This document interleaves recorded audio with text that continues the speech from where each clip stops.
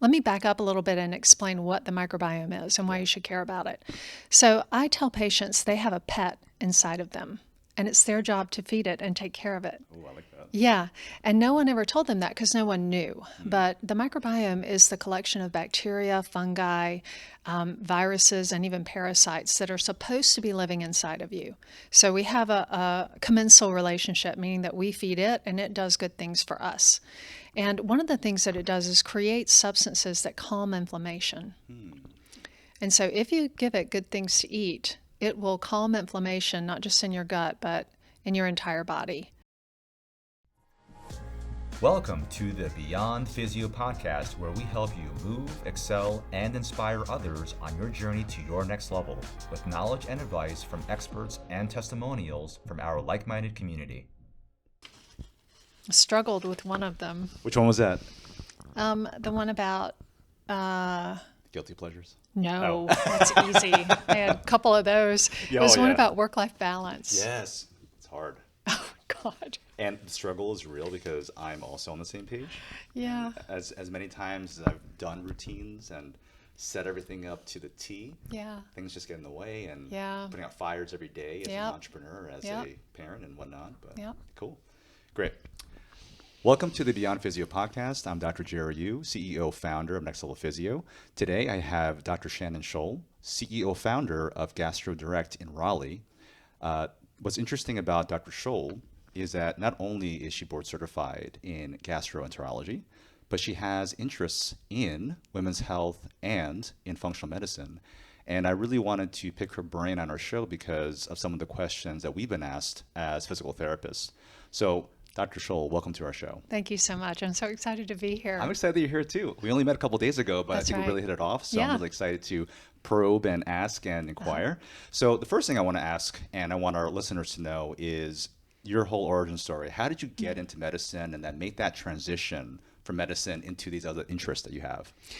Well, it's kind of a long story. I actually initially went to nursing school. Did you really? My I mom's did. a nurse, actually. Yeah. Oh, were you really? No way. Yep. She How was a nurse about in that? Korea, and then she came over to the States.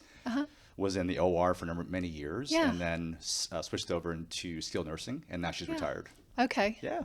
Yeah, my mom too was a nice. nurse. Yeah. I think that's where, I got the idea.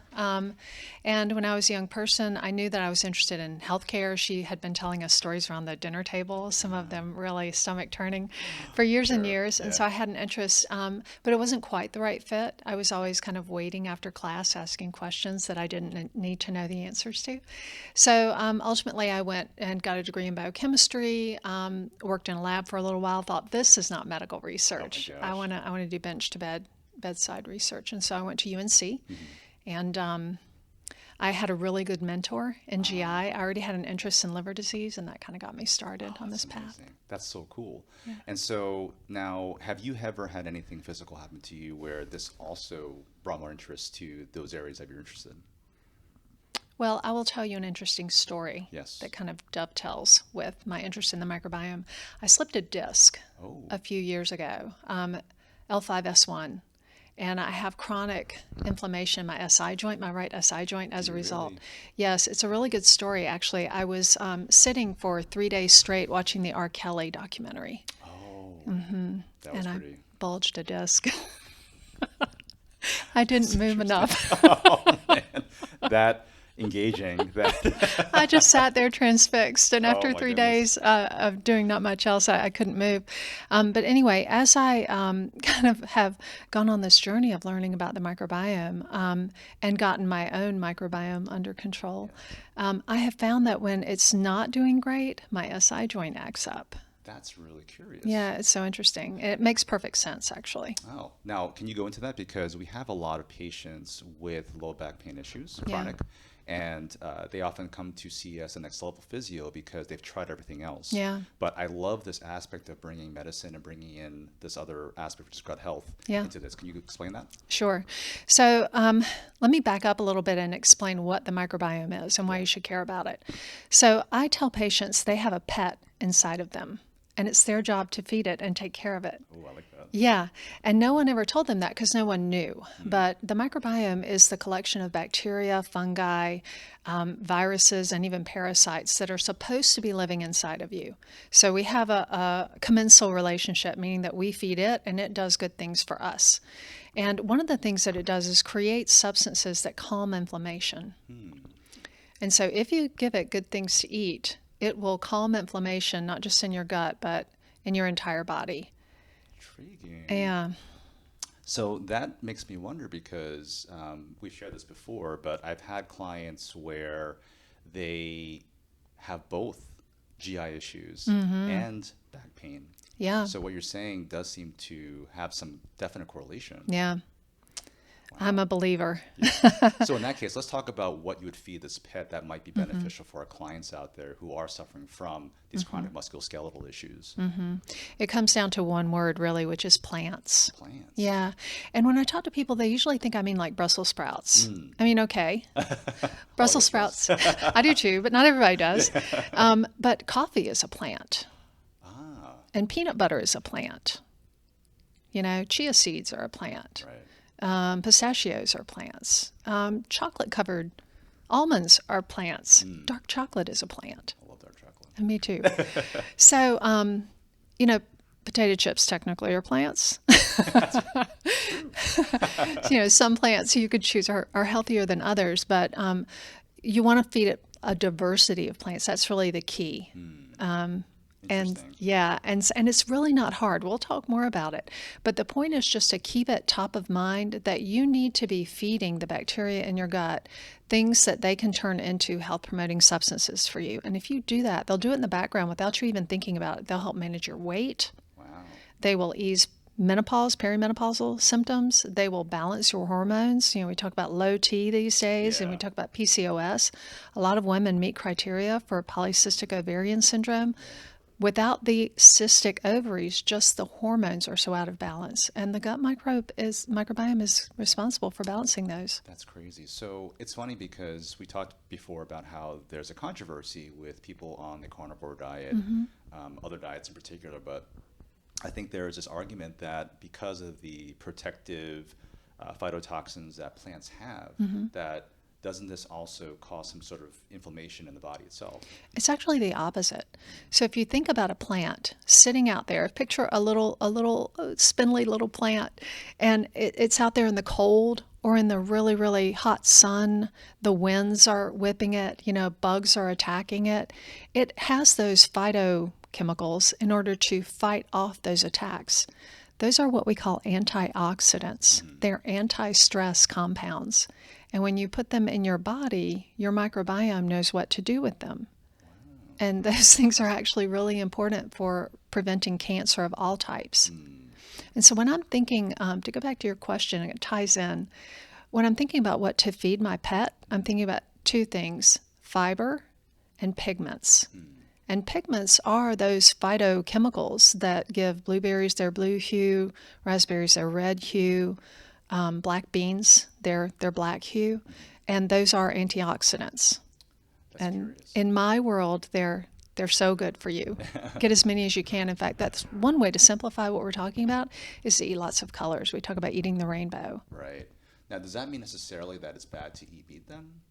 There is controversy in the microbiome world about that, but my approach is always moderation. I don't think there's any bad food. And so largely what the diet that I preach, because it's borne out in the science again and again, when they look at how diets compare to each other, they all perform pretty much the same in the first 3 months, equal amounts of weight loss, etc., but they all fall off after that. And the reason is they're hard to maintain. So who wants another thing to do, another thing to keep up with? Absolutely. Let's all just moderate, you know, except sometimes when you want to blow it out, then fine, Exactly. right? Live your life. You shouldn't have to stick to something that is so dogmatic. And rigid. Yeah, you should just be eating food, and food carries with it lots of, I mean, it's part of what makes life great, right? It's a social thing. Sometimes it's a stress reliever. It can be a celebratory thing, you know. You shouldn't have to think about it that hard. So I think meat is fine. human beings have been around for 2 million years and they've been eating meat. Maybe not as much as we do. So I think that we could all moderate how much meat, how much dairy, how much sugar, but there's no evil food. I like that. Except artificial sweeteners, they're evil. Please talk about that before I go into some of the questions, because I've heard mixed things about them. Like, yes, they may actually curb your sweet tooth by not adding calories and stuff like that, but they themselves are toxic at times. Yeah. Well, they promise you that you're getting something sweet, and they satisfy you in the moment. You're right, but your body is no fool, and so it's still looking for those calories. Yeah, and it actually increases your risk of diabetes.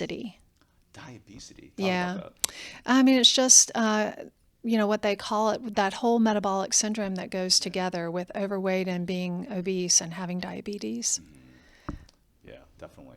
So it's funny because you talk about moderation, and Alan Aragorn, who's also really big into nutrition, he talks about how you want to be flexible with what you eat, because anytime you become rigid in anything, whether it's exercise, whether it's fitness, whether it's nutrition, your body gets sort of like locked into this box, if you will. But by allowing yourself to experience other kinds of foods, you can actually allow your digestive system to also become more robust Yeah. and resilient over time. 100%. So it turns out that the most important predictor of whole body health is diversity of your microbiome. And over time, we've just lost it. We've lost our diversity. And we compare our Western microbiome, so the number of different types of bacteria in our guts, to the closest thing we have to original man, which is the Hazda tribe of hunter-gatherers in Africa, West Africa. And they have 40% more bacterial species in their gut than we do. Really? Yeah. They also eat a lot more fiber, and they eat a lot more diverse bunch of plants because they're wandering around. They also eat meat. So when here's the thing. Yeah. This is what it all comes down to. Your pet, it's got a lot of different players on the team, and they all do something different for you. So, and they're picky eaters. So there's a carrot lover in you, and there's a kale lover, and there's a quinoa lover. And that strain of bacteria transforms what you eat into something that you need to promote your health.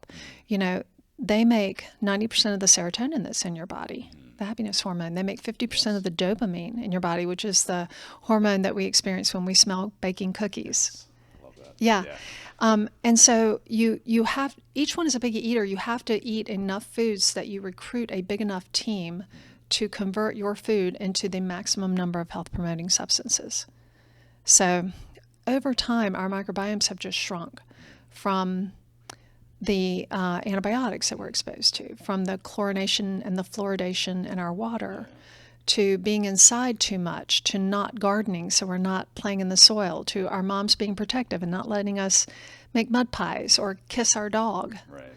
From hand sanitizers that drive me nuts, but I understand why they are here, especially with COVID and everything. But, we're all too clean, and we're killing our microbiomes all the time. And then when you add on to that, the food that's available to us it's not very diverse.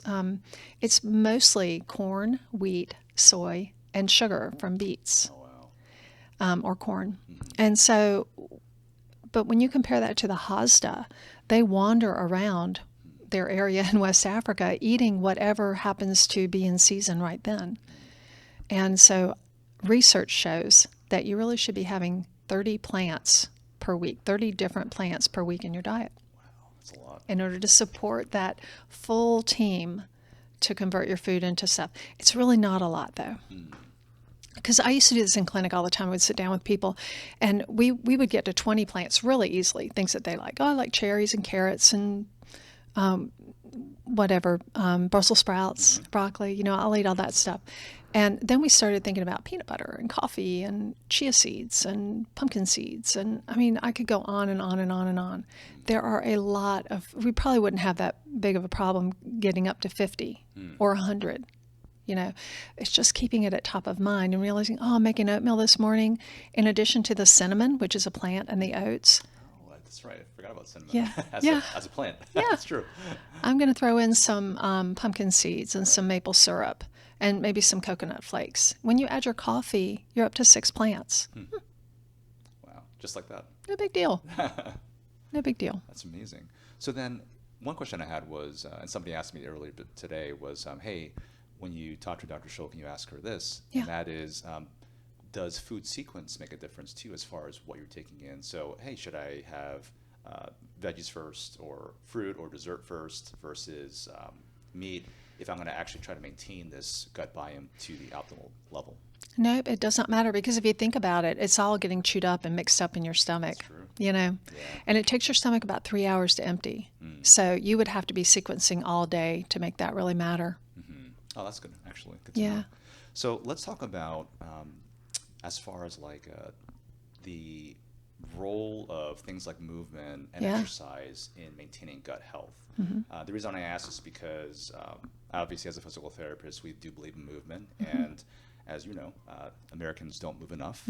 Even if they are fit, as a whole, we are definitely at our desks or at our phones for a majority of the day, or several hours a day at a time. Yeah. How does this benefit gut health? Because I know that it's probably better not to always exercise or eat and exercise right after that. But is there sort of, how does movement actually help our gut health be at its optimized version? The microbiome loves to be taken for a walk. Oh, Yeah. that's a nice pet. Yeah. Loves it. Moderate exercise. Again, 30 minutes 3 times a week is actually plenty. Going for a 15 or a 30-minute walk after dinner is fine. It helps digestion because when you move, you cause your intestines to move. And there's no data that I know of about why this happens, but we see an increase of up to 40% of the good bacteria in our guts and the products that they make. Oh, Yeah. that's interesting. Yeah. But again, moderation. Strenuous exercise is not good Oh. for your gut. Tell me why, because we have a lot of very intense fitness fanatics, myself Yeah. included. Yeah. But yes, please.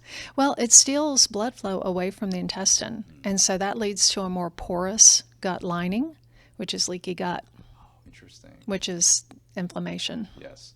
Now, tell me, because I had Dr. Amy on, and she was also in the functional medicine realm as a practitioner. From your take, as far as being in the medical field as well, how does that leaky gut then possibly contribute to things like chronic muscle pain and that kind of thing? Well, this is an area of controversy, and it's an area of active research.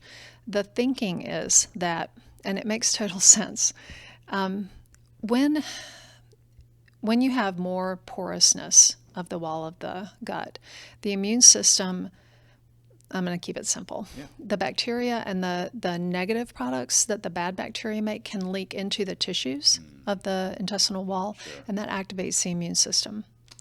And so that part is not really controversial. The part that's controversial is that those products, those bacterial products, and endotoxin is one of the bad products that the bad bacteria make, can get picked up by the lymphatics or the bloodstream and carried to distant sites.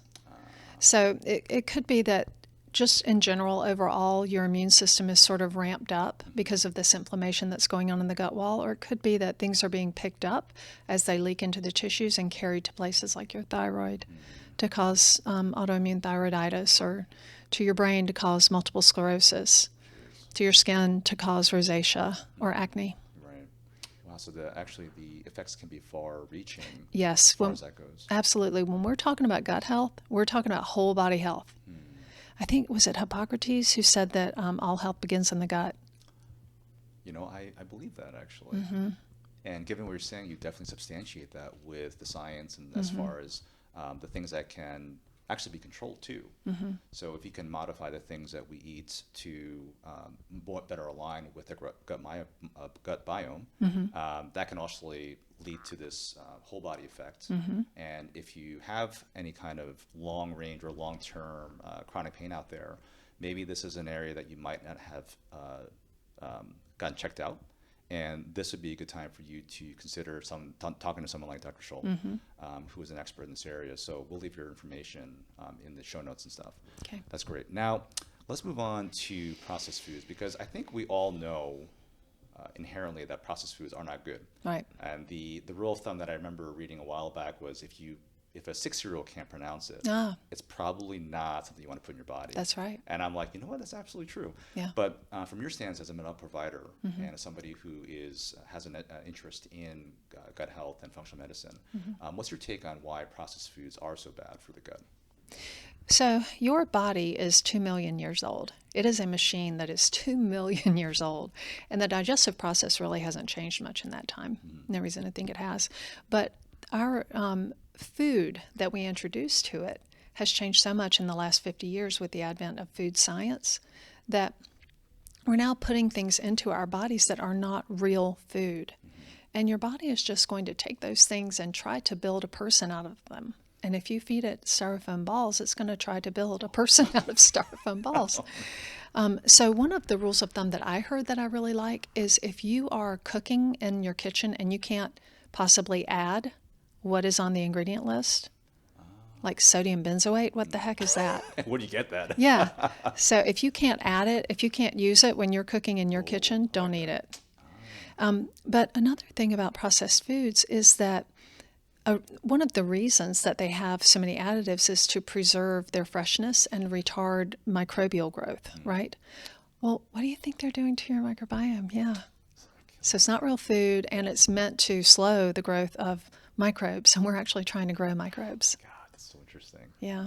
So you're actually inhibiting the process that you naturally have going on by taking in these processed foods too. Exactly. That makes me rethink a lot of things right now. Really? Good. Some of my favorite guilty pleasures, which we'll get to later. Oh. Oh no, just less of it, I guess. Can we talk about, in that sense then, when we're looking at not only processed foods, but probiotics, how does that, I mean, is there actually an argument for taking probiotics? And There is. If there is, then what would you recommend as far as ones that are more effective for people? Yeah. So first of all, there's a lot of marketing and hype around I would probiotics. believe it. Yeah. So the reason to take them is because although they don't take up a residence in us, meaning that when you stop taking them, they go away. But while they're passing through, they do the same thing that we want all the other guys to do. They work on the food you're eating, and they turn it into good things. Right. So what you want to look for is a product that has the most different strains and the most billions Most billions. for your buck. Got Yep. it. And does it matter if it's pill form versus some liquid form? Or There are so many formulations that, it's hard to say. Yeah. it's hard to say. I myself use a refrigerated one Oh, okay. just because I feel like it's maybe more, they've manufactured it more responsibly. They're being more careful about, Yeah, preserving. yeah. If you want a low-tech way to get your probiotics, yeah. fermented foods. Oh, great. Yeah. I mean, big in the Korean culture is kimchi, Yeah. obviously. Yeah. And I'm a huge fan. And maybe I kind of wonder now, do I have this desire to eat pickled foods and fermented foods because I know it's good for me inherently or not? But I just love the flavor. Your microbiome actually drives your cravings. Ah. Yeah. There you go. Thank you, microbiomes. Yes, that's right. They want more of whatever you've been feeding them, and that goes for kimchi, and it also goes for Doritos. Oh, my Doritos too? I mean, if you've been feeding your Dorito lovers, they want more Doritos. Oh, yeah, that's true. That's very true. That's absolutely true. With all that processed I stuff saw the involved. hope on your face. I think you thought I was encouraging you to eat Doritos. That's right. Sorry, I was not encouraged, or Dr. Scholl was not encouraging Doritos, just to let you know. That's awesome.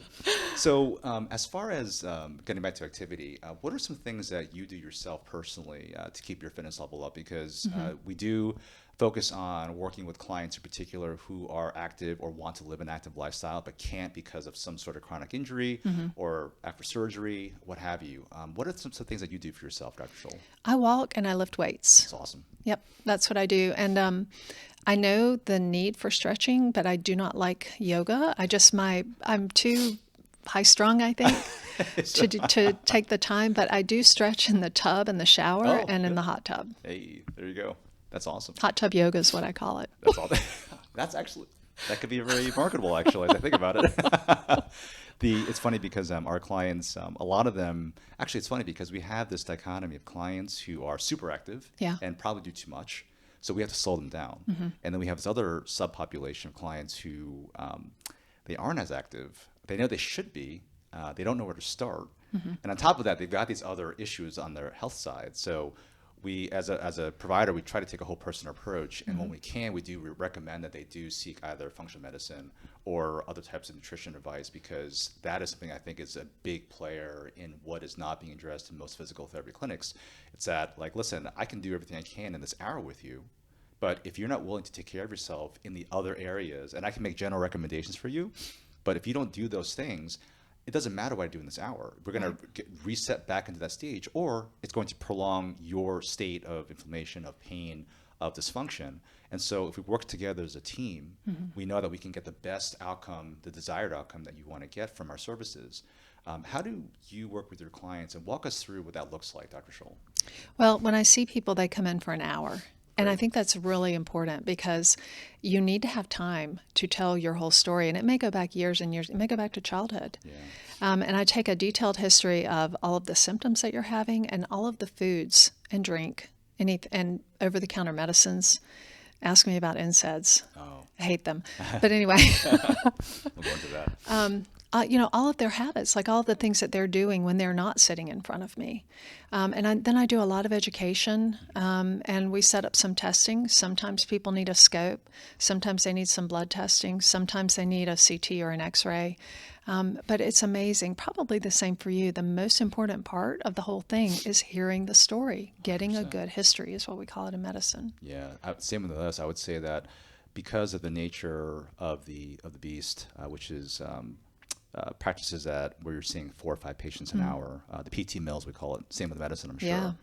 Yeah. You don't have the time and luxury of time to be able to sit down with the client and hear their whole story, and then also hear where they really want to be. And when you miss those things, especially in the history, you can understand why people are still in pain after going to PT after PT after PT and physician. It's like, well, in 5 minutes, I can only cover so much. So I'm going Right. to give you the Cliff Notes version, but I didn't tell you that there was trauma in my life back in the day. Or I didn't tell you that, hey, I forgot when I was 18, I actually, had have a rod in my leg. I totally forgot to tell you that. All these things are connected and play a big role in seeing the bigger picture of why this person has been in this kind of dysfunction for so long. And it's awesome that you've also taken that step in your practice.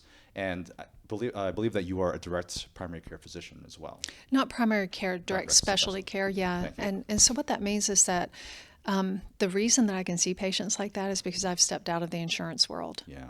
And, in my world, it might be that a woman is in an abusive relationship or that she just found out that her husband is a sex addict and was having an affair with her best friend. Oh, geez. And so if that woman is having diarrhea, that started that day, my whole mindset is changing. Big time. We're talking about different things. But yes, I was in that old world where I was seeing patients every 15 minutes. I was seeing up to 30 a day, and I was so burned out. Yeah. And they've actually done studies that show that empathy fatigue sets in for clinicians at patient 10. Oh, my God.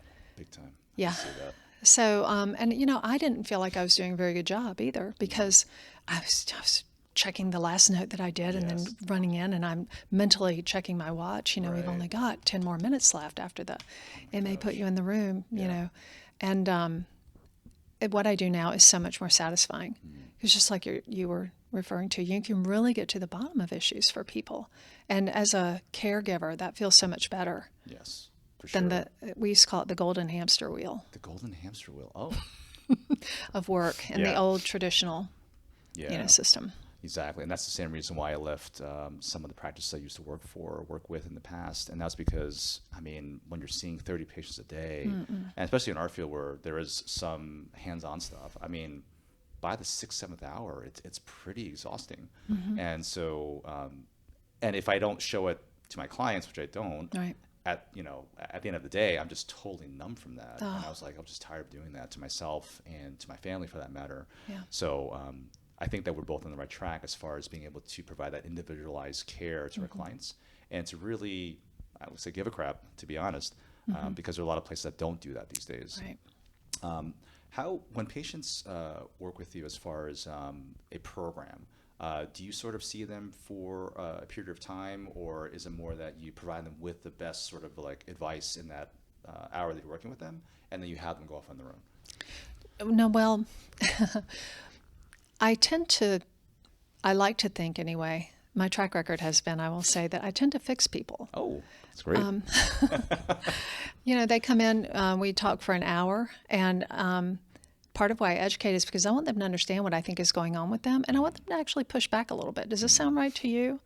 And then we come up with a course of action, testing or whatever, and then they come back and they either do telemedicine for 30 minutes or come back in person. And 1 or 2 visits after that initial one, we're usually, we've got a good idea of what's going on. We've identified it, and hopefully they're good to go. Yeah. Now, contrast that with being in the other model that you used to work, where you're seeing, several patients an hour. Yeah. Did their care somehow something get prolonged because it was hard to find Yeah, well, what ends up happening in the traditional system, what used to happen with me is, so take IBS for an example. There are about a dozen causes of IBS symptoms. Uh-huh. Yeah. And so every time they would come in and see me for 15 minutes, we would knock out 1 or 2. Go get these tests. And then I'll see you again in 6 weeks, and we'll see what the results of that were, and then we'll test the next thing. You just can't cover it all in 15 minutes. Definitely not. So, I was thinking about this yesterday. They used to come and see me, and they'd pay about $80 for their copay, and they'd see me many. I mean, I had patients I was in practice for 15 years. Yeah. I saw them all along. Yeah. And they're welcome, to continue coming back. I mean, it's not like you fix everybody in 3 visits, but it takes so much longer. Yeah. I mean, you're seeing somebody every 6 weeks for 15 minutes. You just don't have the time to educate them the way that people need to understand what's going on, not just so that they understand, but also so that they buy into the treatment plan. Absolutely. Yeah. And they believe in it, and they're more motivated to do what you're asking them to do. Right. I'm so glad you said that, because for us in our model, we have a 3-step process. It's Move, Excel, Inspire. And, the Move and Excel part is just to get to the basic stuff done so they can start building that foundation for strength and mobility and whatnot. But the way that we get the buy-in from our clients talking about Inspire phase, it's like, what do you want to do that you have not been able to do, and it would mean the world to you to get back to? And then the eyes light up. It's like, oh my God, well, I haven't been able to run in so long. It's like, well, let's make that your goal. Like, oh, okay, I'm in. So they don't miss their appointments. Yeah. They will do what I ask them to do because that is where they want to be. Yeah. And so it sounds like that's kind of where you're at as well. Yeah. And for me, a lot of times it's things like, I want to be able to have my wedding and go on my honeymoon in Greece without worrying about being constipated and bloated, or worrying about, having diarrhea and poop in my pants. Yes. Horrible way to spend your honeymoon. I mean, that's my patients. That's what they deal with. Right. That's crazy. So let's talk about bloating, because that is something that TMI, have an issue with. And I find that certain kinds of foods like broccoli and cauliflower are my worst nemesis, because I will definitely have some gas. Yeah. But other things that maybe someone like myself, should I be doing something different with those vegetables? Because I do enjoy them. It's just that I can't have large quantities of them. Yeah. So it's interesting. Your gut is trainable just like your muscles are. Ah. Yeah. And the cool thing is that the bacteria only have a lifespan of about 20 or 30 minutes. And that whole time they're reproducing. I see. Right. So over a couple of days, you can actually train your gut to have more broccoli lovers. And it's not that you won't have any gas. Right. I mean, some of that is just going to come.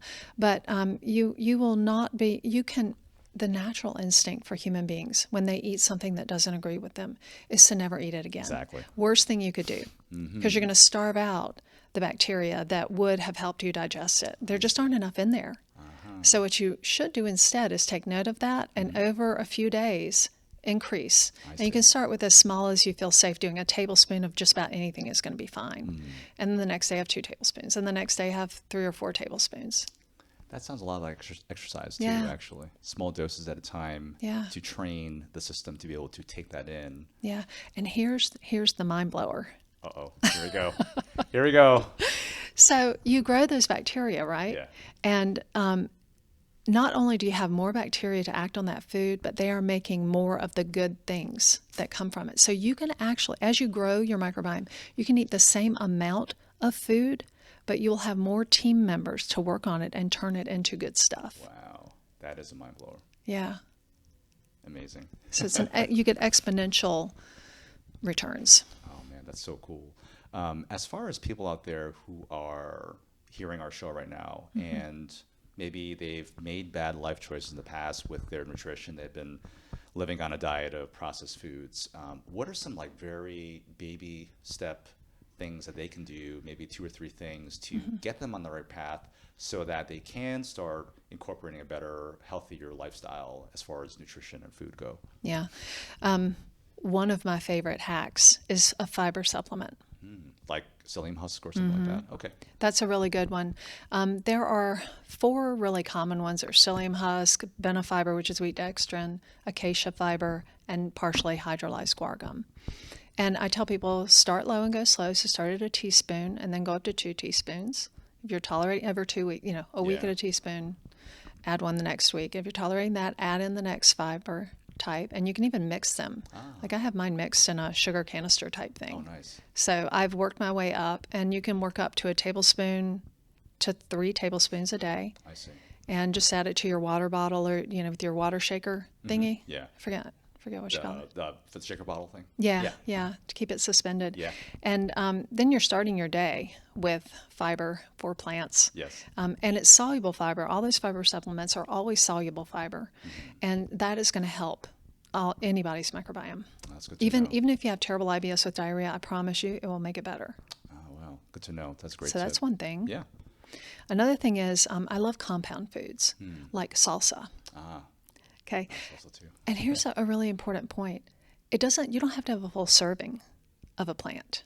We're feeding microscopic creatures. You eat an almond and they're like, Oh my God. So we're not talking about 5 servings of plants with your breakfast. Salsa has tomatoes, onions, peppers, probably garlic, cilantro. You add that to your scrambled eggs. Yeah. Oh my gosh. That's a simple way to actually add all that in Yeah. there. Granola, same thing. You can buy granola at Costco and maybe add stuff to it, like add walnuts to it, add freeze-dried raspberries to it. They all have oats, and so now you've got 2 more things. Add some chia seeds. Right. And put it on your coconut yogurt. Have some coffee. Again, 6. Oh my gosh. Superstar. Almost anything with coffee for me will go, so I like that. Smoothies, smoothie bowls. Question on intermittent fasting. I had read somewhere that, yes, if you do something like intermittent fasting, it will kill off the gut biome, but when you do have your first meal, that it actually causes an explosion of that. Is that something that you also recommend sometimes to clients? Yeah. So time-restricted eating is really good for the microbiome. And so delay, I want to say 15 hours. Yes. Is that right? So my 12, 15 hours, I think Yeah. it was. Yeah. Before your next meal. Yeah. And then I always wake up and have 2 big glasses of water. Same. Yeah, it just kind of, reconstitutes that sludge that everybody's Absolutely. gotten into overnight Yes. as you got dehydrated. Right. And then if you want to extend that for weight loss, you certainly can. But yeah, there is scientific evidence for that being healthy for the microbiome. That's great. So the good thing is that not only can you work on weight reduction as far as if you're having problem being overweight, but you can also do some great things for your gut biome by incorporating intermittent fasting as well. Yep. That's awesome. As far as the life of an entrepreneur like yourself, Yeah. and trying to manage not only business life but also your life outside and your physical activity and stuff like that, how do you make that work? Is it a struggle? Because I know it's a struggle for me sometimes. And let's talk about that. It is a struggle, partly because I think I love what I do so much. I feel really energized and inspired by what I do. But there are some tips because we all can get depleted, right? Sure. So I try to maintain good boundaries. And what that means is that, like, if a patient texts me at 7 a.m. with just a routine, something that can certainly wait until 9, Of course. then I make myself go for my walk instead of starting work. I like that.